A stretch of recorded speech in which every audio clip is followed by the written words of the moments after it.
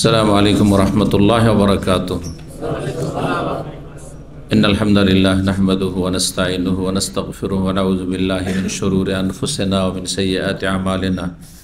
मैं यहदिहिल्लाहु फला मुदिल्ल लहु व मैं युद्लिल फला हादिय लहु व अशहदु अल्ला इलाहा इल्लल्लाहु वहदहु ला शरीका लहु व अशहदु अन्ना मुहम्मदन अब्दुहु व रसूलुहु सल्लल्लाहु तआला अलैहि व अला आलिहि व सहबिहि व सल्लम तस्लीमन कसीरा। अम्मा बाद। सम्मानित भातृमंडলী, আল্লাহ রাব্বুল আলামিনের প্রশংসা এবং নবী সাল্লাল্লাহু আলাইহি সাল্লামের উপর সালাত ও সালামের পর আজ জুমাবার 3রা রবিউল আউয়াল 1446 হিজরি মোতাবেক 6 সেপ্টেম্বর 2024 আমাদের ধারাবাহিক আলোচনা সংক্ষিপ্ত জাদুল মাদ থেকে পর্ব নম্বর 84। বিষয়বস্তু খাদ্য এবং পানীয় সম্পর্কে এবং তার আদব কায়দা সম্পর্কে রাসূলুল্লাহ সাল্লাল্লাহু আলাইহি ওয়াসাল্লামের আদর্শ, পানাহার এবং তার শিষ্টাচার আদব সম্পর্কে রাসূলুল্লাহ সাল্লাল্লাহু আলাইহি ওয়াসাল্লামের আদর্শ কেমন ছিল, কি খেতেন, কি খেতে ভালোবাসতেন, কি ধরনের খাবার এবং কি নিয়মে খেতেন আর কি পানীয় ভালোবাসতেন, এই বিষয়টি বলছেন লেখক ইমাম ইবনুল কাইয়িম রাহিমাহুল্লাহ, মূল কিতাবের লেখক। সংক্ষিপ্ত করেছেন শেখুল ইসলাম মুহাম্মদ বিন আব্দুল ওয়াহাব রাহিমাহুল্লাহ, সংক্ষিপ্ত জাদুল মাদ। বলছেন যে ওয়ালাম ইয়াকুন মিন আদাতিহি সাল্লাল্লাহু আলাইহি ওয়াসাল্লাম হাবসুন নাফসি আলা নাওইন ওয়াহিদিন মিনাল আগযিয়া।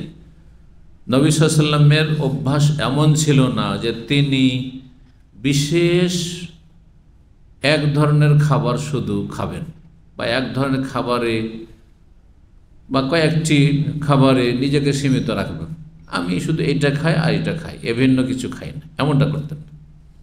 যা সামনে আসলো হালাল পাক পবিত্র হইলেও না খেতেন। নিজেকে সীমাবদ্ধ রাখতেন না বিশেষ কোনো ধরনের খাবারে। যেমন অনেকে আছে আহার বাছাই করে খায়, তারা সবসময় ওই ক্ষীণ হয়ে থাকে, তাদের শরীর ভালো হয় না, শরীরে গোস্ত লাগে না, দেখবেন না, বলেন না চারা বাছা, আমাদের অঞ্চলে ভাষায় চারা বাছালো মানে বাছাই করে চারা। ফাইন্নাহু মুদিররুন, কারণ এটি ক্ষতিকর। আপনি শুধু এক রকমের খাবার খাবেন, কেউ শুধু গোস্ত খাবে, ওকে মাছ দিলে খাবে না, আছে না কিছু লোক, কেউ আছে মাছ খাবে গোস্ত খাবে না, অথবা ধরেন সবজি খাবে শুধু নিরামিষ। যেমন ভারতে কিছু অমুসলিম আছে, সম্ভবত জৈন, তারা ওরা সারা জীবন নিরামিষ খাবে, নিরামিষ খাবে, তারা জীব হত্যা মহাপাপ তাদের কাছে। আল্লাহ বিশাল বড় দুনিয়ার নিয়ামত থেকে তাদেরকে বঞ্চিত রেখেছে, গোস্ত থেকে, মাছ থেকে, সব কিছু থেকে বঞ্চিত আল্লাহ রেখেছে। এক আল্লাহর আযাব, দুনিয়ার আযাব। যে হালাল হওয়া সত্ত্বেও আল্লাহ তাদেরকে মহরুম রেখেছে দুনিয়ার নিয়ামত থেকে, আর আখিরাত থেকে তো বঞ্চিত আছেই কাফের হওয়ার কারণে। মানুষ যদি সীমিত রাখে নিজেকে এক দুটি খাবারে, তাহলে বলছেন ফাইন্নাহু মুদিররুন, এটা শরীরের জন্য ক্ষতিকর, স্বাস্থ্যের জন্য ক্ষতিকর। শুধু সবজি খেলেও ক্ষতি, শুধু গোস্ত খেলে ক্ষতি, শুধু মাছ খেলেও ক্ষতি, শুধু আমি ডিম খাবো। কিছু লোকের আজকাল এক ধরনের ডায়েট শুরু করেছে না, 5টা যেটা ডিম শুধু, ভাত রুটি হারাম করে নিয়েছে, ভাত রুটিকে তো হারাম করে দিয়েছে একবার। না না না, এর পার্শ্ব প্রতিক্রিয়া থাকতে পারে। এখন তো খুব ভালো লাগছে, কিন্তু একটা সময় আসবে যেন বার্ধক্য আসবে, তখন হয়তো সমস্যা, বিভিন্ন রকমের রোগ আপনাকে চেপে ধরে চারিদিক থেকে। সেই জন্য সবগুলি মিলিয়ে আসলে এসব থিওরিগুলো আসলে আমার মনে হয় খুব মানে স্থায়ী কার্যকরী নয়, সাময়িক হয়তো উপকারী। ওয়ালাউ আন্নাহু আফদালুল আহার, যদিও সেটা সবচেয়ে উৎকৃষ্ট আহার হোক না কেন, খাদ্য হোক না কেন, তবুও তাতে সীমিত রাখতেন না যে সবচেয়ে ভালো খাবার সেটাই আমি শুধু খাবো। তাহলে কি খেতেন? বলছেন বালি আকুলু মা জারাত আদাত আহলি বালাদিহি, তার দেশবাসী, শহরবাসী, জাতি, এলাকার মানুষ সচরাচর যাই খায়, আদাত মানে সচরাচর যা খাই তাই তিনি খেতেন। বেআকলিহি মিনাল লাহমি, কখনো গোস্ত আসলে গোস্ত খেলেন, অল ফাকিহা, ফলমূল খেতেন, অল খুবজ, রুটিও খেতেন, অর্থাৎ আমার খেজুরও খেতেন, ইত্যাদি ইত্যাদি। ভাতের কথা আসলো না, কারণ ভাত চাউল এসব পরিচিত ছিল না আরবদের কাছে। হ্যাঁ, সেই যুগে পরিচিত খাবার ছিল না ভাত। আরবদের মধ্যে কত পরিবর্তন, যারা ভাতের নাম পর্যন্ত জানতো না। হ্যাঁ, এখনও ধান চাষ হয় না আরব দেশগুলিতে, গম চাষ হয়। সৌদি আরব গম চাষ হয়, আল কাসিমে যথেষ্ট একসময় অনেক বেশি গম চাষ হতো। তারপরে নবী সাল্লাল্লাহু আলাইহি ওয়াসাল্লামের আমলেও শাম দেশে গম চাষ হইতো। কিন্তু আরবদেরও প্রধান খাদ্য এখন কি হয়ে গেছে? ভাত হয়ে গেছে, চাউল হয়ে গেছে। যদিও তারা সাধারণত রাত্রে ভাত খায় না, রাত্রে খায় না, আর এক টাইম খায়, 2 টাইম খায় না। কখনো কখনো হয়তো পার্টি হলে রাত্রেও খায়, কখনো সেটা, কিন্তু আসল হচ্ছে যে দুপুরে। তারপরে দুপুরে তারা নিয়মিত যে ভাত খাবে এমনও নয়। কালা আনাস, আনাস রাদিয়াল্লাহু তাআলা আনহু বলছেন, মা আবা রাসূলুল্লাহ সাল্লাল্লাহু আলাইহি ওয়াসাল্লাম কাত্তু, কখনো রাসূলুল্লাহ সাল্লাল্লাহু আলাইহি ওয়াসাল্লাম কোনো খাবারে দোষ ত্রুটি বের করেননি।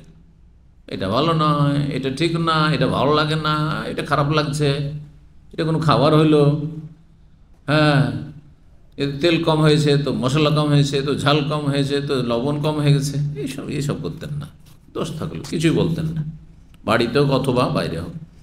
বাড়িতে হলেও তো কঠিন করে দেবেন আপনারা, একটু লবণ বেশি হইলেও গাল খেতে হবে স্ত্রীকে, লবণ কম হইলেও গাল খেতে হবে, ঝাল হইলেও ঝামেলা, ঝাল কম হইলেও ঝামেলা, মানে যখন তখন আমি কথা শুনবো, এটা চরিত্র না, ভালো চরিত্র নয়। তাহলে কি করতেন? এনিশতাহাহু আকালাহু, যদি তাকে ভালো লাগতো, মনটা চাইতো, রুচিকর হয়তো, খেয়ে নিতেন।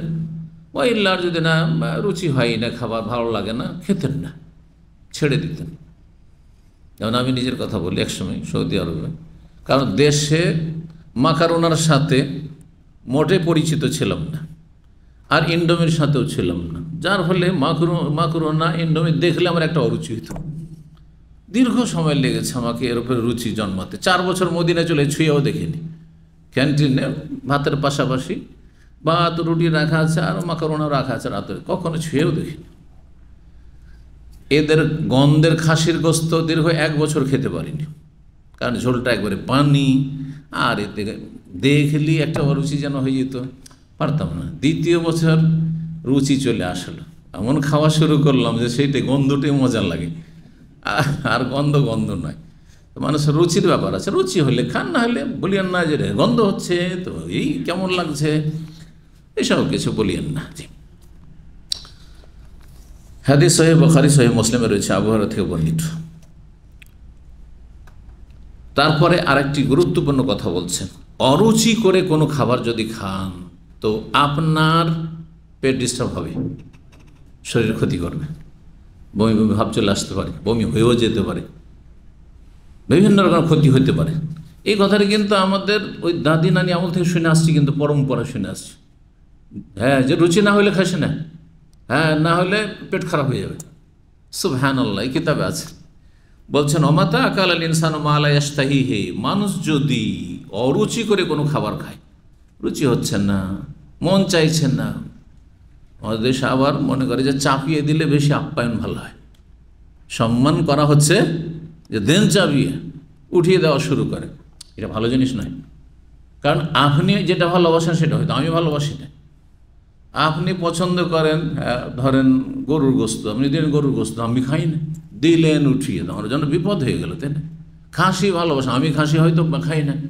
চিকেন ভালোবাসেন আপনি, হয়তো রোস্ট ভালোবাসেন, অনেকে রোস্ট এই বড়োটা দেবেন, তো আমি খাই না, ধরে নেন আমি খাই না, তাহলে আপনি কেন চাপাবেন? এজন্য আমি দেখবেন যে আমি কখনো কোনো মেহমানকে কোনো তরিতরকারি উঠিয়ে দিই না। কি উঠিয়ে দিই? কমন জিনিসটা, ভাতটা উঠিয়ে দিই, তারপর প্রথমখানে ভাতটা উঠিয়ে দিয়ে দিলাম তার, কারণ ভাতটা কমন জিনিস।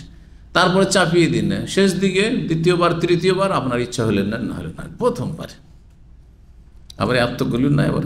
হ্যাঁ, কারণ বাঙালি একটা ট্র্যাডিশন কিন্তু আপনাদের আছে। প্রথম 2005 পর্যন্ত ব্যাচেলর ভাইদের অনেক সময় দাওয়াত খেতাম, আর এই থালা ভর্তি করে ভাত দিয়েছে। আমি বলি, এটা তো আমাকে 2 দিনে খেতে হবে, প্রথমবারে এত, তারপরে আবার দেওয়ার জন্য তোর প্রস্তুতি আছে, যেটা শেষ হলে আবার দিবে। এত ভাত খেতে হয় না, ভাত কম খান, তরকারি বেশি খান। জি, তো মানুষ অরুচি করে যদি কোনো খাবার খায়, বলছেন ইমাম ইবনুল কাইয়্যিম রাহিমাহুল্লাহ, কানা তাদাররুহু বিহি আকসারু মিন নাফি, তার ফায়দার চাইতে, উপকারের চাইতে অপকার বেশি হবে, ক্ষতি বেশি হবে। শরীরে যে খাবারের একটা উপকারের দিক আছে, তার চাইতে বেশি ক্ষতি হয়ে যাবে। রাসূলুল্লাহ সাল্লাল্লাহু আলাইহি ওয়াসাল্লাম যেসব খাবার ভালোবাসতেন তার একটি হচ্ছে গোশত। ওয়াকানা ইউহিব্বুল লাহম, গোশত ভালোবাসতেন। ও আহাব্বহু ইলাইহি আযরা, আর গোশতের মধ্যে সবচাইতে তার প্রিয় গোশতের অংশ ছিল বা গোশত ছিল কি? রানের গোশত। রানের গোশত এমনি ভালো লাগে, জানি না, এক একজন এক এক রুচি হতে পারে ব্যক্তিগত। আমাকে রানের গোশত ভালো লাগে, রানের গোশত ভালো লাগে। জি, হাদিস সহিহ বুখারী সহিহ মুসলিমে রয়েছে। রাসূলুল্লাহ সাল্লাল্লাহু আলাইহি ওয়াসাল্লামের কাছে একদিন গোশত নিয়ে আসা হইল। তারপরে নবী সাল্লাল্লাহু আলাইহি ওয়াসাল্লামের সামনে একটা রান পেশ করা হলো। আরবরা কিন্তু গোটা গোটা রেখে দেয়, একটাকে হয়তো খুব বেশি করলে 4 পিস করলো, হ্যাঁ, 4টা পায়ে 4টা রান, হ্যাঁ। তো এই রান, গোটা একটা রান নবী সাল্লাল্লাহু আলাইহি ওয়াসাল্লামকে দেওয়া হলো উঠিয়ে। ফারুফি আলাইহি যিরা, হ্যাঁ, রান দেওয়া হলো। ওয়াকানা তুজিবুহু, বলছেন আবু হুরায়রা যে নবী সাল্লাল্লাহু আলাইহি ওয়াসাল্লাম খুব পছন্দ করতে রানের গোশত। ফান্নাহাসা মিনহা নাহসাতান, তারপরে সেটা দাঁতে কামড়িয়ে কামড়িয়ে খেলেন। তার বোঝা গেল যে বড় পিস থাকতো, গোটা গোটা পিস থাকতো। আরবদের অভ্যাসে এটা, দেখেন না, গোটা গোটা খাসি তারা করছে, আর না হলে সেটাকে 4 ভাগ করে আপনার মন্দি বা কাবসা যেগুলো বড় বড় পিস রাখছে। আর তারপরে বলেছে আনা সাইয়্যিদুন নাস ইয়াউমাল কিয়ামতের দিনে আমি সবার চাইতে শ্রেষ্ঠ ব্যক্তিত্ব হব, আমি সবার প্রধান হব। জি, তো এই ছিল একটি হাদিস যেটি রয়েছে সহিহ বুখারী এবং সহিহ মুসলিমে। তো নবী সাল্লাল্লাহু আলাইহি ওয়াসাল্লাম গোশত পছন্দ করতেন। ও মুকাদ্দামুশ শাত ওয়া হুয়া আখাফ আলাল মাদাতি ওয়া আসরাহু ইনহিজামান, একটা ছাগলের সামনের দিকের গোশতগুলি পেছনের দিকের গোশতের চাইতে বেশি উপকারী, বলছেন ইমাম ইবনুল কাইয়্যিম। মুকাদ্দামুশ শাত, শাতুন মানে ছাগল, ছাগলের অগ্রভাগের গোশত মানে শরীরের সামনের দিকের গোশত, এটা হচ্ছে পাকস্থলীর জন্য তুলনামূলক হজম করতে হালকা, দ্রুত হজম হয়। ওয়াসরা ইনহেজামান, মেদা মানে পাকস্থলী, পাকস্থলী যা খাবারকে কী করে, পাকিয়ে দেয়, মানে পচিয়ে দেয়, সরিয়ে দেয়, না সেটা হজম না হলে তো বদহজমি হয়ে যাবে। এটা হালকা।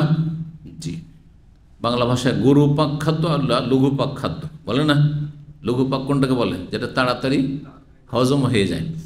ওয়াসরাও এনহেজাম মানে, এবং দ্রুত সেটা হজম হয়ে যায়। হজম কথাটি কিন্তু আরবি শব্দ, এনহেজাম হজম থেকে আসছে, হ্যাঁ, দদ মিম, হ্যাঁ, হজম। জি, এই জন্য পাকস্থলীকে জেহাজ হাজমি বলা হয়। জি, ওয়াকানা ইয়াহিব্বুল হালওয়া ওয়াল আসল, নবী সাল্লাল্লাহু আলাইহি ওয়াসাল্লাম মিষ্টি পছন্দ করতেন, মিষ্টি জাতীয় খাবার পছন্দ করতেন। ওয়াল আসল, এবং মধু পছন্দ করতেন, মধুও মিষ্টি, মধু পছন্দ করতেন। মিষ্টি কোন ধরনের মিষ্টি? এখন আপনি যদি বলেন বাংলাদেশি মিষ্টি রসগোল্লা, হ্যাঁ, আর যদি বলেন যে পাকিস্তানি মিষ্টি বরফি, আর যদি বলেন যে আরবদের মিষ্টি, এই যে বেকারির মিষ্টি, এত মিষ্টির মিষ্টি, চিনি আর চিনি শুধু, এগুলো পছন্দ করতেন না। না না, মিষ্টি এক কথায় মিষ্টি পছন্দ করতেন, মিষ্টি জাতীয় খাবার। মিষ্টি জাতীয়কে ওলামারা 2 ভাগে ভাগ করে, একটা প্রাকৃতিক ন্যাচারাল মিষ্টি, আর একটা হচ্ছে কৃত্রিম মিষ্টি। কথা বলছে, প্রাকৃতিক মিষ্টির মধ্যে সবচেয়ে উত্তম এবং কম ক্ষতিকর মিষ্টি হচ্ছে খেজুর এবং মধু। এই জন্য ভাষ্যকার এখানে বলছেন, উল্লেখ করেছেন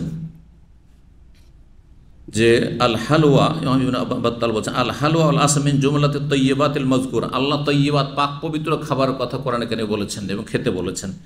হালুয়া মিষ্টি জাতীয় খাবার এবং মধু এগুলি তারই অন্তর্ভুক্ত। কুলু মিনাত তৈয়বাত আল্লাহ বলেছেন, এবং এগুলিও মানুষের জন্য সুস্বাদু এবং মোবাহ জায়েজ খাবার। জি, তো বলছেন যে ইমাম হাফিজ বিন হাজার আরও বলছেন ওয়াইউখাযু মিনহু জাওয়াজু ইত্তিখাযিল আতম মিন আনওয়াই শাত্তা, এখান থেকে বোঝা যায় যে আপনি বিভিন্ন রকমের খাবার আপনি গ্রহণ করতে পারেন। শুধু আপনি নোনতা খাবেন সেটাও নয়, আর শুধু মিষ্টি খাবেন সেটা নয়, সব বিভিন্ন রকম খাবার খেয়েছে। ওয়াকানা বাযু আহলিল ওয়ারা ইয়াকরাহু যালিকা, কিছু এইরকম অধিক পরহেজগার লোক, কিছু লোক অধিক, এরা সাধারণত ওই যাদের মধ্যে এক সময় সুফিরা, তারা আজকালকার সুফিদের মতো ভণ্ড বেদাতি ছিল না, আর শিরকি আকীদায় ছিল না। তারা অনেক হালাল খাবার, যেটা বেশি আকর্ষণীয়, সেটা থেকে নিজেকে বাঁচিয়ে রাখতেন, মানে দুনিয়াদারি যাতে না চলে আসে, নিজেকে সংযত রাখার জন্য। প্রথম দিকের সুফিরা মানে ছিলেন কি আখেরাত মুখী বেশি, আর দুনিয়া বিমুখ। দুনিয়ার এত মজা নিব না, না হলে দুনিয়ামুখী হয়ে যাব, বিলাসিতা চলে আসবে, এই ধরনের ধারণা ছিল। তো তারা অনেকে এটা অপছন্দ করতেন না যে এত আইটেমের খাবার খাবো না। বেশি আইটেমের খাবার মানুষের বিলাসিতা নিয়ে আসে। ধরেন আপনার খাবারে, দুপুরের খাবার 3টা আইটেম যথেষ্ট, আর এই 3টা নয় 4টা 5টা হলো, কিন্তু 10 রকম 20 রকম আইটেম, ভর্তায় শুধু 20-30 রকম, এগুলো বিলাসিতা। বিলাসিতা খাবেন এতটুকু, আর বিশাল ছাগলের রেখে দিয়ে সামনে, সব নষ্ট, হ্যাঁ, চারা নাও খেলেন না, এটা বিলাসিতা। এগুলো নাজায়েজ অনেক সময়। তো কথা হচ্ছে যে খাবার যাতে নষ্ট না হয়, আর যতটা প্রয়োজন, আর যাতে মানুষের এত দুনিয়াদারি না চলে আসে। এত আইটেম থাকলে তারপর একটু একটু করে খেতে খেতে কি হয়ে যাবে, হ্যাঁ, বিন্দু বিন্দু সাগর হয়ে যাবে। পেট এত ভর্তি হয়ে গেছে, ভর্তা, সবগুলো আইটেম ভর্তা খেতে। ভর্তা মানে কি? ভর্তাকে ভর্তা কেন বলে? আমি এর নামকরণ নিজে আবিষ্কার করেছি। ভর্তা মানে ভরা, মানে ভাতকে বেশি করে ভরে পেটে। এমনি অন্য তরকারি এত ভাত খেতে পারবেন না, কিন্তু ভর্তা একটু একটু খেতে খেতে এতগুলো ভাত ভরে ফেলেছে। এই জন্য এই ভর্তা এর নাম আসলে, বেশি করে পেটে ভাত ভরতে পারে। বুঝতে পেরেছেন? এটা কিন্তু আমার আবিষ্কার, আমি কারো কাছ থেকে শুনিনি, কোনো কিতাব পড়িনি। কিছু কিছু জিনিস আবিষ্কার করি। এর নাম কেন এরকম রাখলো? আর বাঙালি জাতির ভর্তা কেন বলে? এটা আমাদের আঞ্চলিক ভাষা কিন্তু ভর্তা না, এটা সানা, মানে সানে যেহেতু, সেজন্য এর নাম সানা। কিন্তু আলুর সানা, হ্যাঁ, ভর্তাও বুঝে, কিন্তু কথা আলুর সানা, তার ডালের সানা ইত্যাদি, এইভাবে। তো বেশি খাবার খায় না মানুষ, ভাত বেশি খায় না ভর্তাতে। তরি তরকারি দিয়ে গোস্ত এত বেশি ভাত খায় যত ভর্তাতে ভাত টানে। তো তারপরে বলছেন যে ওয়ালা ইউরাখিস আন ইয়াকুলা মিনাল হালাওয়াতি ইল্লা মা কানা হুলুহু বিতাবইহি। আর সালাফদের যুগে বা আগের যুগে কিছু কিছু যারা দুনিয়া বিমুখ, আখেরাতমুখী বেশি, দুনিয়ার লোভ লালসা কম, দুনিয়ার বিলাসিতাকে অ্যাভয়েড যারা করতেন, তারা প্রাকৃতিক মিষ্টিগুলি খেতেন, পছন্দ করতেন। যেমন কাত্তামরে, যেমন খেজুর, ওয়াল আসাল, মধু, এই ধরনের। কারণ এগুলোতে ক্ষতি কম, লাভ বেশি, যদিও মিষ্টি। জি।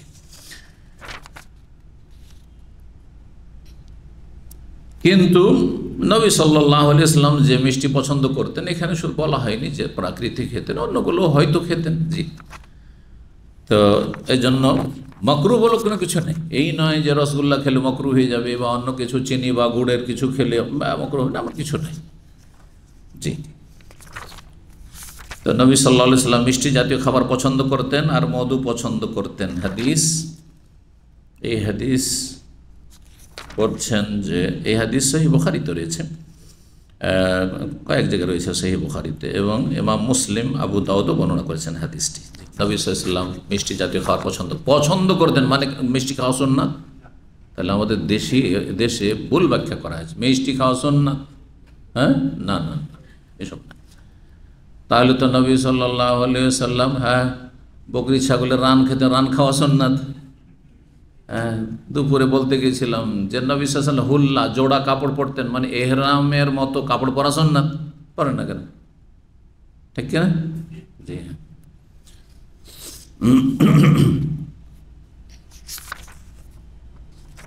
তো নবী সাল্লাল্লাহু আলাইহি ওয়াসাল্লাম মিষ্টি এবং মধু পছন্দ। হাযিহিস সালাসা, এই 3 প্রকার খাবার, অর্থাৎ বলছেন আল্লাহাম, গোশত, ওয়াল হালওয়া, মিষ্টি, ওয়াল আসাল, আর মধু, এই 3টি খাবার হচ্ছে মিন আনফাইল আগজিয়াতিল বাদান ওয়াল কাবেদ ওয়াল আদা, শরীরের জন্য আর লিভারের জন্য। কাবেদ মানে লিভারের জন্য আর শরীরের অঙ্গ প্রত্যঙ্গের জন্য সবচেয়ে বেশি উপকারী, সবচেয়ে বেশি উপকারী মধু আর মিষ্টি। আর যদি সেটা প্রাকৃতিক মিষ্টি হবে না, খেজুর। দেখেন খেজুর 7টা খেজুর খান, সারা দিনও যদি না খান, শরীর আপনার স্ট্রং, শরীর হালকা। ভাত যদি আপনি পেট ভরেও খেয়ে নেন সকাল সকাল, কিন্তু বিকাল হলে এক তো ঘুম আসা শুরু হবে, এক ক্লান্তি, অলসতা চলে আসবে, আর তারপরে মানে কাজে আপনি সক্রিয় হইতে পারবেন না। কিন্তু 7টা খেজুর আপনার জন্য যথেষ্ট। তো নবী সাল্লাল্লাহু আলাইহি সাল্লাম এই খাবারগুলি খেতেন, কারণ এগুলি শরীরের জন্য, লিভারের জন্য আর শরীরের সমস্ত অঙ্গ প্রত্যঙ্গের জন্য সবচেয়ে বেশি উপকারী। ওয়াকানা ইয়াকুলু ফাকিহাতু বালাদিহি, নবী সাল্লাল্লাহু আলাইহি সাল্লাম সব ধরনের এলাকায়, অঞ্চলে যেসব ফলমূল পাওয়া যেত খেতেন। যেসব ফল সিজনাল, মৌসুমি হইতো এলাকাতে মানে নবী সাল্লাল্লাহু আলাইহি সাল্লামের কাছাকাছি তাইফে বেশি ফল হইতো, মক্কায় যেহেতু মাতৃভূমি মক্কা। আর নবী সাল্লাল্লাহু আলাইহি ওয়াসাল্লাম যেমন তাইফের কাছাকাছি দুধ মায়ের বাড়ি থেকেছেন, তাইফের কাছাকাছি জায়গায় সেটা। তো মক্কাতে যদিও ফলমূলের গাছ নেই, কিন্তু পাশেই তাইফ রয়েছে, সেটা হচ্ছে উদ্দেশ্য। তো নিজ শহরের মানে নিজ অঞ্চলের এলাকার ফলমূল তিনি খেতেন। কখন? ইন্দামা, যখনই সেটার সিজন আসত। এই জন্য অনেকে আজকাল বলছেন যে কোনো সিজনাল ফল খেতে হয়, যে কোনো মৌসুমের ফল খেতে হয়। এই জন্য আরব দেশে বিভিন্ন রকম ফল আছে, এই ফলগুলি সবসময় আসে না। কখনো আপনার ওই স্ট্রবেরি আসছে, এটা সিজন ধরেন। কখনো আপনার রুম্মান, কি বলছে এটা, বেদানার সিজন এটা। আর কখনো আপনার ধরেন আপনার যেটা চেরি ফলের মতো, আপনার জামের মতো যে ফলগুলো, এগুলোর সিজন। কারাজ, আরও কত রকম অনেক ফল আছে, এগুলো সিজনাল, কিন্তু সবসময় হয়। অন্য সময় অনেক দাম এগুলোর হয়ে যাবে। যখন মার্কেটে সস্তা সুবিধা, তার মানে এটি তার সিজন। তো যে কোনো মৌসুমি ফল খাওয়া মানুষের জন্য উপকারী। নবী সাল্লাল্লাহু আলাইহি ওয়াসাল্লাম সব ধরনের ফল খেতেন যখন নতুন নতুন উঠে আসতো। ওয়ালা ইয়াহতামি আনহা, কোন ফলমূল থেকে পরহেজ করতেন না। পরহেজ করা বুঝেন, মানে এটা খাবো না, এটা চলবে না, এরকম করতেন না, যা আসতো খেতেন। ওহমিন আসবাব হেফজিস সেহা, বলছেন যে যে কোনো ফলমূল যখন নতুন নতুন উঠে আসবে সেগুলি খাওয়া এটি স্বাস্থ্য সুরক্ষার একটি মাধ্যম। যে কোনো সিজনাল ফল, আমের সময় কিছু আম খেয়ে নেবেন, কাঁঠালের সময় কিছু কাঁঠাল খেয়ে নেবেন। আর যে কোনো সিজনে যে ফলগুলি আসছে ফল খাবেন। জি, পেয়ারার সময় পেয়ারা খেলেন আপনি, আতার সময় আতা খেলেন। তো আতা তো আজকাল পাওয়াই যায় না, কিন্তু ছোটোকালে আমাদের নিজেদের কাছ থেকে এত আতা খেয়েছি, সুবহানাল্লাহ। তো ফাইনাল্লাহ সুবহানাহু ওয়া হিকমাতিহি, বলছেন যে আল্লাহ সুবহানাহু ওয়া তাআলার হিকমত, যে জাআলা ফি কুল্লি বালাদিন মিনাল ফাকিহাতি মা ইয়ানতাফিউ বিহি আহলুহা, প্রত্যেক শহরে বা প্রত্যেক অঞ্চলে এমন এমন ফল আল্লাহ রাব্বুল আলামিন উদ্গত করেছেন, মা ইয়ানতাফিউ বিহি আহলুহা, সেখানকার অধিবাসীরা যা দিয়ে উপকৃত হইতে পারে, খেয়ে উপকৃত হইতে পারে। ফায়াকুনু তানাউল মিন আসবাবি সিহাতি আহলিহা, সুতরাং সেটি, এই ফলগুলি বিভিন্ন মৌসুমে যে আসছে, যে অঞ্চলে হচ্ছে, সেগুলি খাওয়া হচ্ছে শরীর সুরক্ষার একটি গুরুত্বপূর্ণ মাধ্যম। আপনি যে কোনো মৌসুমি ফল কিছু হলেও খাবেন। ওয়াকাল্লা মান ইহতামা আন ফাকিহাতি বালাদি খাশিয়াতা সুকুমে ইল্লা ওয়া হুয়া মিন আসকামিন নাস জিসমান। আরেকটি কথা বলছেন, যদি আপনার মৌসুমি ফল আপনার দেশে হয়, আপনার অঞ্চলে হয়, বা আপনি যেখানে বসবাস করছেন, আর না আমি এইসব ফল খাই না। অনেকের আছে কাঁঠাল, না আমি কাঁঠাল খাই না, যেহেতু মনে হয় বাঙালির মধ্যে পাওয়া যাবে না, আছে আপনাদের মধ্যে ব্যতিক্রম আছে, না আমাকে ভালো লাগে না, এটা আমি খাই না কোনোদিন, ও খাবেই না। আরে আশ্চর্য হবেন, কিছু কিছু মানুষ এখনও আছে, পুরুষও আছে নারী আছে, জীবনে দুধ খাবে না, দুধের কোনো প্রোডাক্টই খেতে পারবে না, খেলে বমি করে দিবে। এরা কখন, এদের শরীর স্বাস্থ্য ভালো হবে না, এবং বিভিন্ন রোগে আক্রান্ত হইতে পারে। সব নিয়ামত আল্লাহর খেতে, হালাল নিয়ামত যা আসছে খান আপনি, অল্প হইল। অনেকে আছে জীবনেও ফল খাবে না, অগস্ত খাবে, মাছ খাবে হয়তো, কিন্তু ফল খাবে না, ফল চুয়েও দেখবে না। তো এই জন্য বলছেন যে ওয়াকাল্লা মান ইহতামা আন ফাকিহাতি বালাদি, যে কোনো ব্যক্তি যদি নিজ দেশের ফলমূল থেকে বিরত থাকে, যে আমি এইসব ফল খাই না, কিসের জন্য? কারণ এর সাইড এফেক্ট আছে, পার্শ্ব প্রতিক্রিয়া আছে, না এইসব ফল উপকারী নয়, এইরকম যদি বলে, তাহলে দেখবেন যে ইল্লা ওয়া হুয়া মিন আসকামিন নাসি জিসমান, সে বেশি রোগাক্রান্ত, বেশি রোগী। যে যত বেশি পরহেজি সে তত বেশি রোগী। এই জন্য চারা বাছা লোক অত সুস্থ থাকে না। যে সব খেতে পারে সে বেশি সুস্থ থাকতে পারে। পরিমাণ বেশি করবেন না, কিন্তু সব খাওয়ার মতো রুচি থাক। যার যত রুচি বেশি তার শরীর স্বাস্থ্য তত ভালো থাকে। আর একটি খাওয়া দাওয়ার আদব সম্পর্কে বলছেন, ওয়াসাহা আনহু, নবী সাল্লাল্লাহু আলাইহি ওয়াসাল্লাম থেকে সহিহ সূত্রে প্রমাণিত, তিনি বলেন, লা আকুল মুত্তাকিয়ান, আমি হেলান দিয়ে খাই না। কিছুতে ভর দিয়ে হেলান দিয়ে খাবেন না, কারণ এটি খাওয়ার সময় যদি আপনি হেলান দেন তো শরীর স্বাস্থ্যের জন্য ক্ষতিকর। হেলান দেওয়ার ব্যাখ্যা কি? বিভিন্ন ব্যাখ্যা করা হয়েছে। একটি ব্যাখ্যা হচ্ছে যে আপনি হাতে ভর দিয়ে, অনেকে খাওয়া দাওয়া করছেন, ভাত খাচ্ছেন, বাম হাত পেতে আছেন জমিনে, অথবা ডান হাত পেতে আছেন, ডান হাতে তো খাচ্ছেন, তো এইভাবে, অথবা হেলান দিয়ে বসেছেন, চার টেবিল নিয়ে বসেছেন, খাচ্ছেন, এইভাবে, এটাও হেলান দাও, কারণ পেছনটা টেনে নিলে পড়ে যাবেন আপনি। এগুলো হেলান দেওয়া। হেলান দিয়ে খাওয়া, তারপরে হেলান দেওয়া, সবচেয়ে বেশি হেলান দেওয়া শুয়ে শুয়ে খাওয়া। শুয়ে শুয়ে খাওয়া দাওয়া করা খুবই ক্ষতিকর, খুবই ক্ষতিকর। যারা শুয়ে শুয়ে খায় তাদের খাবার অনেক সময় খাদ্যনালীতে না গিয়ে শ্বাসনালীতে চলে যেতে পারে, মরে যাবে যদি চলে যায়। তো শুয়ে শুয়ে খাওয়া ভালো না, এইরকম হেলান দিয়ে খাওয়ার। কেউ কেউ ব্যাখ্যা করেছেন যে নবী সাল্লাল্লাহু আলাইহি ওয়াসাল্লাম বলছেন, আমি হেলান দিয়ে খাই না, মানে চার জানু হয়ে বসে খাই না। চার জানু বুঝেন? কথাটি হচ্ছে উর্দু মার্কা একটু উর্দু, কিন্তু অনেকে বুঝেন এটা। সেটা হচ্ছে আপনি একদম স্থির হয়ে বসা। সেটা হচ্ছে যেমন বসে আজকাল অধিকাংশ লোকেরা খাওয়া দাওয়া করে পা মুড়িয়ে এইভাবে। একজন বসে দেখান, তাহলে সবাই দেখে নিক, ভালো হবে।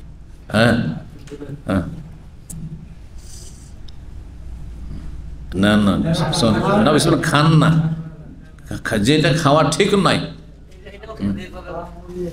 এই যে মাশাআল্লাহ, যে দেখেন এইভাবে খাওয়া দাও, এইভাবে নবী সাল্লাল্লাহু আলাইহি ওয়াসাল্লাম বলছেন, আমি এভাবে খাই না। আজকাল অধিকাংশ লোক কিন্তু এরকম করে খেতে বসছেন।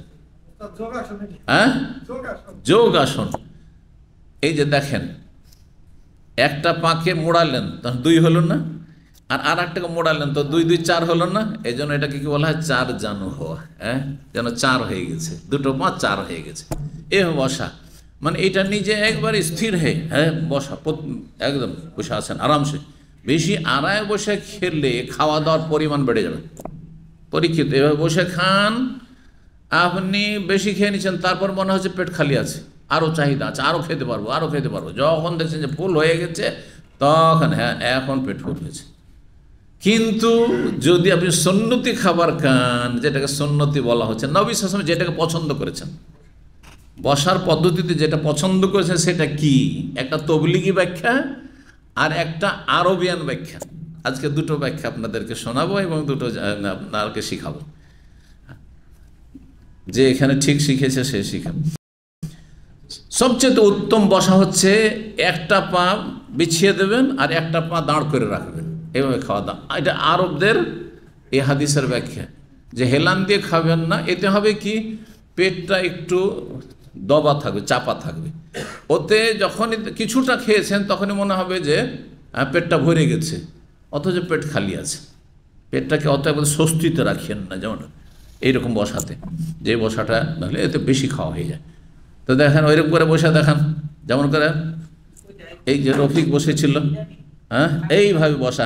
একটাকে মুড়িয়ে দিয়েছেন আর একটাকে দাঁড় করেছেন, এইভাবে খান। দেখবেন যে কোনো সৌদিদের সাথে খেয়েছেন, অধিকাংশ আরবিয়ানরা কিন্তু এরকম করে বসে খায়, তাই না? এইটা বলছে এইটা সুন্নাহর কাছাকাছি, মানে এইটা খাওয়া এই বুঝিয়েছেন নবী সাল্লাল্লাহু আলাইহি ওয়াসাল্লাম। কোনো একটা তরিকায় তো বসেছেন, নবী সাল্লাল্লাহু আলাইহি ওয়াসাল্লাম তো ডাইনিং টেবিলে বসেননি আর চেয়ারে বসেননি, তাহলে এভাবে বসেছেন। আচ্ছা, আমাদের তবলিগ ভাইয়েরা চিল্লাতে গিয়ে যেটা সুন্নত শিখায় সেটা হচ্ছে কেমন করে? বসেন, দেখেন। না না, এটা বসলে তো চলে না। না বসেন, এই যে দেখেন, এই যে চিল্লা দিয়ে এসছে, আমাদের এই ভাই চিল্লা দিয়ে এসছে। এক কথায় টয়লেটে বসার মতো, টয়লেটে বসার মতো। আমার ডাইরেক্টর আমাদের মাঝে মাঝে ইস্তেরাহা বুঝেন তো, এখানে যে কমিউনিটি হলগুলো আছে বিয়ে শাদীর, ওখানে মাঝে মাঝে 1 মাস 2 মাস 3 মাস পর পর আমাদের পুরো স্টপের ফ্রি হয়ে একটা মানে গ্যাদারিং হয় বিকেলবেলা। আসর পর থেকে 5টা থেকে শুরু হয়, রাত 9টা 10টা পর্যন্ত চলতে থাকে। বিভিন্ন আলাপ আলোচনা আমোদ ফুর্তি, একটু ফ্রি হয়ে আর কি, ডিউটির জায়গা থেকে একটু ফ্রি হয়ে একটু বিনোদন, জায়েজ বিনোদন। তারপরে ওখানে ধরেন ইস্তেরাহাতে কেউ খেলাধুলা করতে চায়, খেলাধুলা করছে। আমরা তো মুরব্বী, আমরা ওইসবের নাই, কিন্তু সব খেলাধুলা অনেকে করে, ভলিবল খেলছে বা কিছু খেলছে। তারপরে খাওয়া দাওয়া হইলো, একটু মিটিং হইলো, মাগরিব এশার নামাজ পড়া হইলো। এই খাওয়া দাওয়ার সময় গল্প করতে করতে আমাদের মদির ডাইরেক্টর শেখ আব্দুল ওয়াহেদ হাফিজাহুল্লাহ তাআলাকে বলছি, এই খাওয়া দাওয়ার আদব নিয়ে আলোচনা চলছে যে কীভাবে বসাটা বেশি সুন্নাহর কাছাকাছি, মানে বেশি ভালো। তো আরবরা যেটা দেখাইলাম যে এইভাবেই বসে সাধারণত। আমি বললাম যে একটা তবলিগি সুন্নত আছে শেখ, একটা তবলিগি সুন্নত, ওরা বলে এইটা নবী সাল্লাল্লাহু আলাইহি ওয়াসাল্লামের সুন্নত। কোনটা? তা আমি তখন বৈশা দেখালাম ওইভাবে টয়লেটে বসার মতো করে। বলছে যে এইরকম বৈশা খেলে তো কি হয়ে যাবে, পাইলস হয়ে যাবে। কারণ যখন খাবার যাচ্ছে এদিকে আর বেগ পড়বে যখন আপনার, তখন কি হয়ে যাবে, পাইলসের রোগ হয়ে যাবে। চাপ পড়লে পাইলসের রোগ হয়ে যাবে। তো এইটাকে সুন্নত বলে, এটা সুন্নত নয়, এটা তরিকা নয় বসার আসলে। জি, খাবার দাবার সময় এভাবে বসবেন আপনি, না না না, এটা নয়। তো হয় 1 পা দাঁড় করে বসেন, আর না হলে যেমন নামাজে বৈঠকে বসেন যেমন দেখালেন, ওইটাও বসা যেতে পারে, ওইটাও বসা যেতে পারে। কেউ যদি মনে করি এটা আমার জন্য স্বস্তিকর, ভালো লাগছে, তো এটাও ঠিক আছে। আর যদি কেউ যেমনটা আজকাল অধিকাংশ লোকের বসছেন, বসে জায়েজ, কিন্তু এটা চাইতে যেগুলো বললাম সেগুলো বেশি উত্তম, বেশি শোনার কাছে। না জায়েজ কি শোনাই, কিন্তু নবী সাল্লাল্লাহু আলাইহি ওয়াসাল্লাম কথা বলেন যে খাওয়া চলবে না। তারপর হেলানের কথা বলেছেন, কিছু কিছু হেলান আছে চলবে না। হেলান দিয়ে বামাতে হেলান দিয়ে এমনি বসা নিষেধ আছে, আবু দাউদের হাদিসে, ক্ষতি আছে শরীরের। তারপর আপনি হেলান দিয়ে খাওয়া দাওয়া করছেন, বাই চান্স যদি এতে ভেঙে পড়ে তাহলে তো একবারে আছাড় খেয়ে পড়বেন, দেখলেন। তো হেলান দিয়ে খাওয়া, তারপরে এটা অহংকারীদের চরিত্র, বুঝা যায় এইভাবে, এটা অহংকারীদের চরিত্র এটা। জি, তো আল্লাহ অহংকারীকে পছন্দ করেন না, সেই জন্য। কিন্তু নবী সাল্লাল্লাহু আলাইহি ওয়াসাল্লাম সবগুলি যে ইত্তেকা হেলান দেওয়ার ব্যাখ্যার একটি হচ্ছে যে আপনার স্থির হয়ে বসা, যেটা বলছি যে 2টো পাকে মুড়িয়ে, সেটা বলেননি যে না জায়েজ। বলছে আমি এইভাবে বসি না, আমি এইভাবে খেতে বসি না। নবী সাল্লাল্লাহু আলাইহি ওয়াসাল্লাম এইভাবে বসেননি খেতে। কিন্তু আজকাল অধিকাংশ লোকেরা বাসাতে, বাড়িতে ডাইনিং টেবিল আর চেয়ার লাগিয়ে রেখেছেন, খাচ্ছেন, না জায়েজ কিছু নাই। কিন্তু এর চাইতে নিচে বসে দস্তরখানে খাওয়া উত্তম। আমি আজ পর্যন্ত আমার ভাষাতে আমি এইসব ডাইনিং টেবিল ব্যবস্থা করিনি, কোথাও করিনি, এখানেও করিনি আর সেখানেও করিনি। জি, কিন্তু আমি জায়েজ মনে করি। কোথাও যদি এরকম পরিস্থিতি হয়তো বসে গেলাম, সেটা আলাদা কথা। জি, তারপরে এই হাদিস সহিহ বুখারীতে রয়েছে যে আমি হেলান দিয়ে খাই না। ওয়াকালা নবী বলছেন ইন্নামা আজলিসু, আমি খেতে বসি বা এমনি বসি, কামা ইয়াজলিসুল আবদু, যেমন একজন দাস বসে। কারণ দাসের মধ্যে অহংকার থাকে। অহংকার কি করবে, ও তো দাস, ও তো মনিবের পণ্যের মতো। ঠিক ওইরকম আমি দাসের মতো একবারে সাদা সিধা নমনীয় হয়, বিনয়ী হয়ে বসি। ও আকল এবং খাই, কামাই আকল আবদু, যেমন দাস খায়। এটা গরিব মানুষ, আমাদের দেশে কিন্তু গরিব মানুষদের সাথে ও হিন্দুদের মতো আচরণ করা।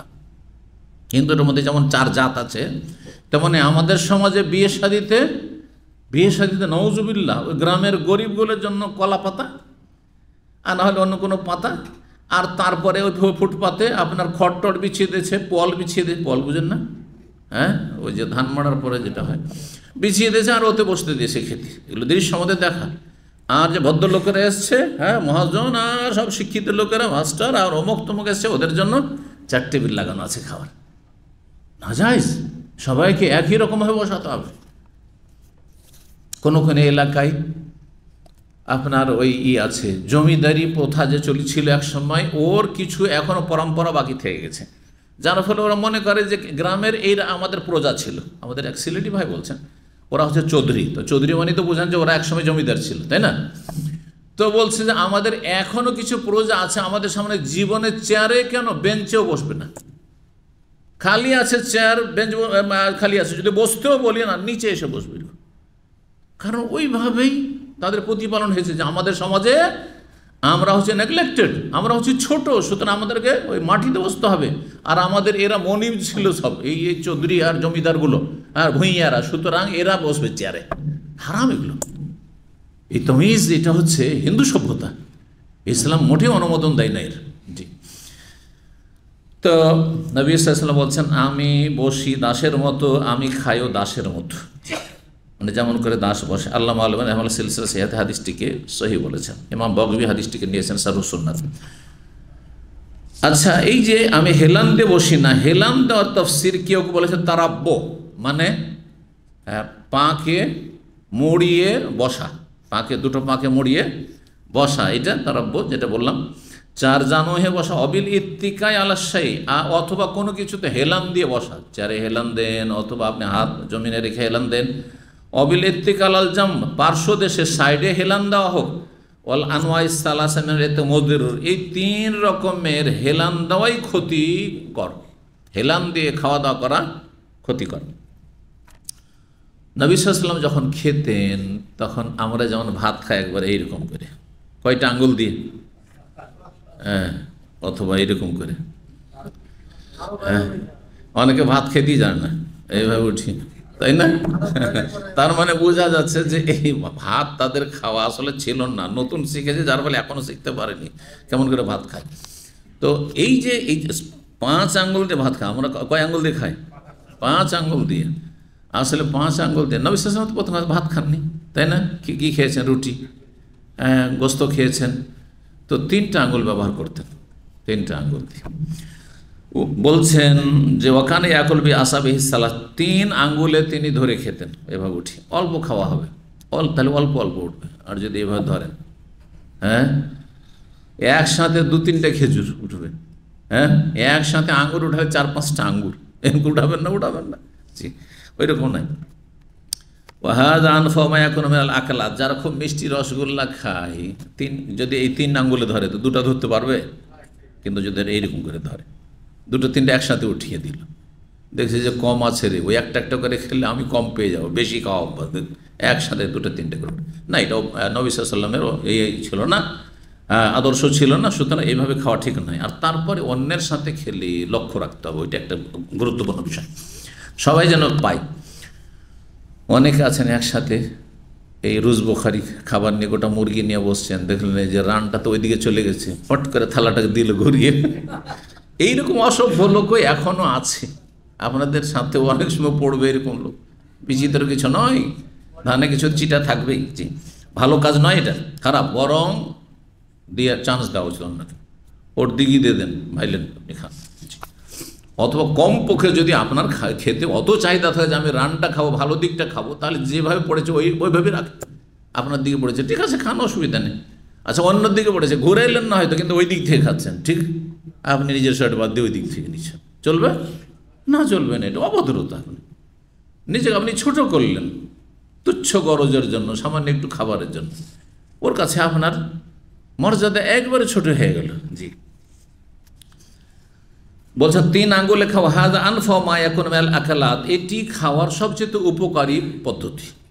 অল্প খাওয়া হবে, মনে হচ্ছে অনেক খেয়ে নিলাম, একটু করে খান। এই জন্য আজকাল আপনারা যারা ডায়েটের শিক্ষা দিচ্ছে বলছে আস্তে ধীরে খান, পুরো চিবিয়ে খান, আস্তে ধীরে উঠান খান, ধীরে ধীরে 1 ঘন্টা লাগান খেতে, বলছে দীর্ঘ সময় লাগান, কারণ যখন চিবিয়ে খাবেন আর অনেকক্ষণ লেগে যাবে, খেতে বিরক্ত হয়ে গেছেন, ভাবেন যেন পেট ভরে গেছে, পেট ভরুক আর না ভরুক, বোঝা গেছে না, তৃপ্তি পাবে না।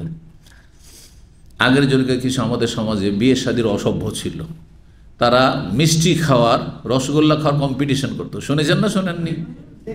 আরে আমার মামার গ্রামে কিছু লোক ছিল যাদের চিনতাম, একবার লাগাইলো পায়েস খাওয়া বা মিষ্টি খাওয়ার কম্পিটিশন, 5 কিলো খেয়ে। আউযুবিল্লাহ, বিশ্বাসই করবো না আজকালকার যুগে, কিন্তু আমাদের এগুলো চোখে দেখা, সেই জন্য বিশ্বাস না করে উপায় নেই। আশ্চর্য কথা, এটা উপকারী খাবার না, মোটেই উপকারী না, অপকারী খাবার। তো খাওয়ার উদ্দেশ্যটা কি? খাওয়ার উদ্দেশ্য জি খিদা দূর করা আর শরীরের জন্য উপকারী হওয়া, এই দুটো গরজ যদি না থাকে তো খেয়ে লাভ নেই।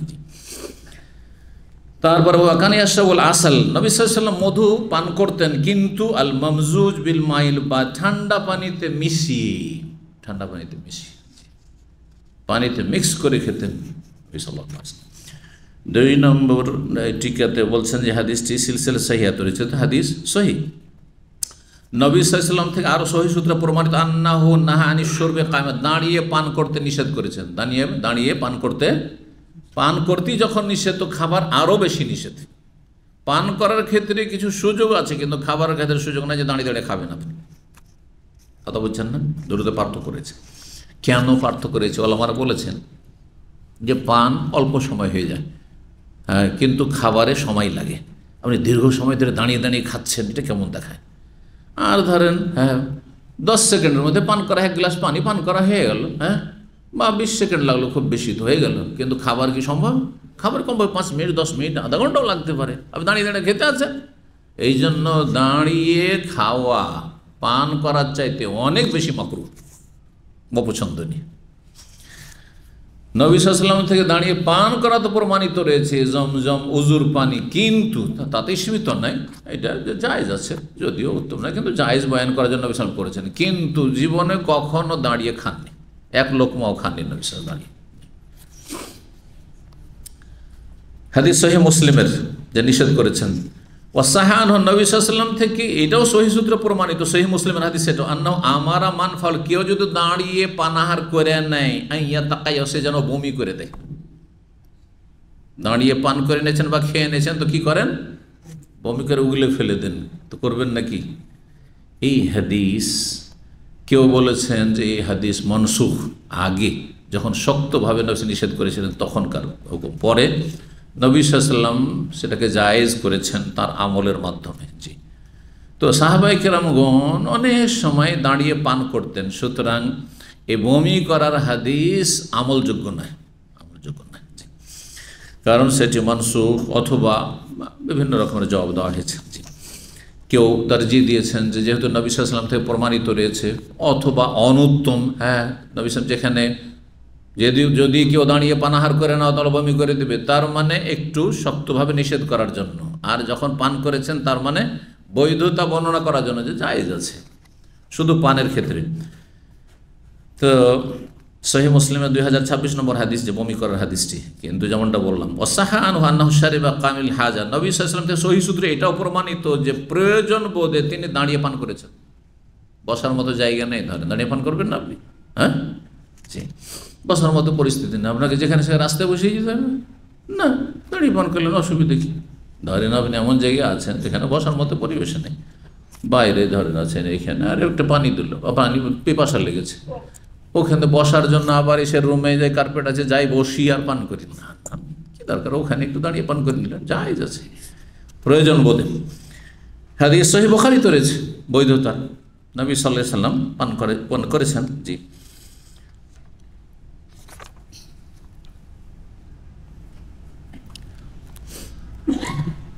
আলী রাদিয়াল্লাহু তাআলা কুফায় ছিলেন, আর তারপরে তার কাছে পানি নিয়ে আসা হলো, পান করলেন, বলছেন দাঁড়িয়ে, সুম্মা কাফা শারিয়া ফাদলাহু ওয়া কায়েম, সুম্মা কালা ইন্না নাসরা ইয়াকরাহুনা শুরবা কাম, কিছু লোকেরা দাঁড়িয়ে পান করাকে মাকরুহ, অপছন্দ মনে করে, কিন্তু আলী বলছেন শোনো, তোমরা অপছন্দ করছো, মাকরুহ মনে করছো, ওয়া ইন্না সানা কামা মিসলামা সানাতু, নবী সাল্লাল্লাহু এইভাবেই দাঁড়িয়ে পান করে যেমন আমিও দাঁড়িয়ে পান করলাম।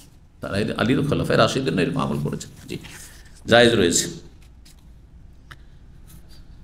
যে হাদিসগুলি নিষেধাজ্ঞার হাদিস, যে দাঁড়িয়ে পান করবেন না, সেগুলি সম্পর্কে ওলামাদের নানা মত রয়েছে, এগুলোর ব্যাখ্যা কি?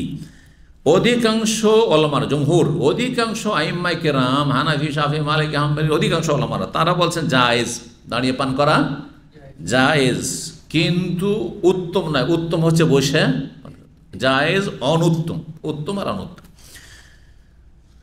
আর আরেক দল বলছেন না, সেটা অপছন্দনীয় বা নিষিদ্ধ।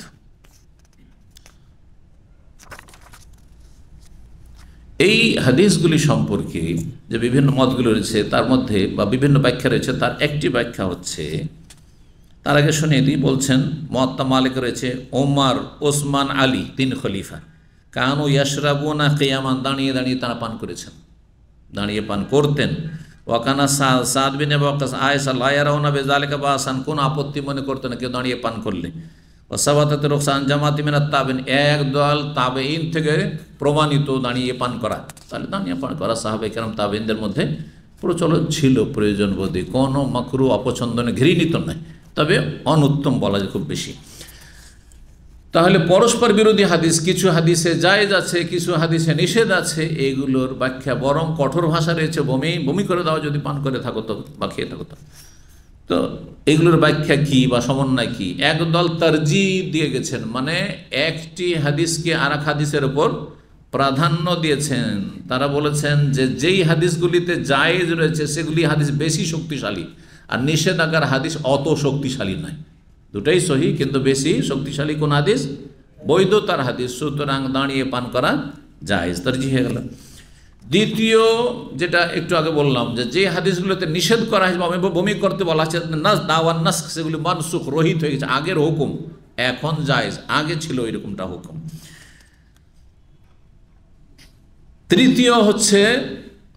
তৃতীয় একটা ব্যাখ্যার মাধ্যমে সমন্বয় করেছে পরস্পর বিরোধী হাদিসে, সেটা হচ্ছে দাঁড়িয়ে পান করা যায় কিন্তু হাঁটতে হাঁটতে পান করা নিষেধ। তাহলে যেখানে দাঁড়িয়ে পান করা নিষেধ বলা হয়েছে, মানে দাঁড়িয়ে চলতে চলতে, হাঁটছেন আর পান করছেন। অনেকে আছে 7 আপ পেপসি নিয়েছেন, পানি খাচ্ছেন ঢকঢক করে আর হাঁটছেন, এইটা নিষেধ। কিন্তু যদি দাঁড়িয়ে আছেন কিন্তু স্থির আছেন, হাঁটছেন না, তাহলে জায়েজ। এটাও একটা ব্যাখ্যা করেছেন।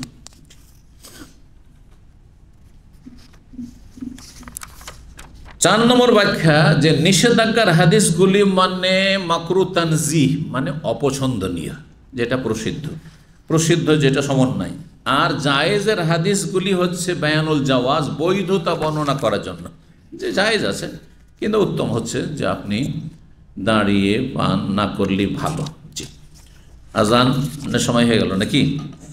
সুতরাং বেশ কিছু এই বিষয়ে আরও আলোচনা আছে ইনশাআল্লাহ তাআলা, আমরা তাহলে আগামী পর্বের জন্য রেখে দিচ্ছি। আরও কিছু খাওয়া দাওয়ার বা পানাহারের আদব, শিষ্টাচার অথবা খাবার সম্পর্কে আরও কিছু মাসাইল রয়েছে ইনশাআল্লাহ তাআলা, তাহলে আগামী সপ্তাহে সেটা সেরে দেব। আল্লাহ রাব্বুল আলামিন যেন তৌফিক দান করেন, কবুল করেন, আপনাদেরকে ভালো রাখেন, রুজিতে বরকত দান করেন, সুস্থ রাখেন, মানসিক, শারীরিক, পারিবারিক, আর্থিক সব দিক থেকে আল্লাহ ভালো রাখেন। ওয়া সাল্লাল্লাহু আলা মুহাম্মদ ওয়া আলা আলিহি ওয়া সাহবিহি আজমাইন।